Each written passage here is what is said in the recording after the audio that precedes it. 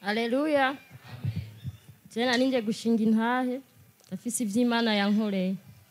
Je mu kwezi kwa11 nari ngwaye. Nari ngwaye ibinyanya kuva ku maguru umubiri wose. Hagere ndabwira umugabo wanje burya je ndagwaye ati ugwaye iki? Je numva ibinyanya umubiri wose. Nta mahera wompa ngende kwa muganga. Oya je nta mahera ndakurungikira ahubwo itegure umanuke ndakujane mu masengesho. Ico nakoze naciye manuka. Yaciye anzana ngaha. Kwezi kwa12 kose nasengera ngaha.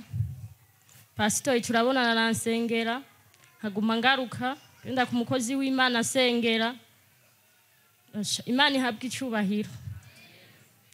Ivyo bintu niyo vyaciye. Haleluya. Ndashimira Imana n'abakozi b'Imana bose barangiriye neza. Ntiwamenye naho vyaciye.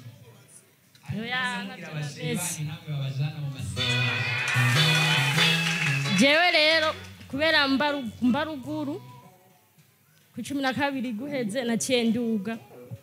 Ubu rero ambwiye ngaruke niho yambwiye ati uzurabandanya ugenda gusenga hahandi urabona ko bagukijije vya binyanya. Rero nagarutse rero urabona Imana yarankoreye ibintu vyiza cyane. Haleluya.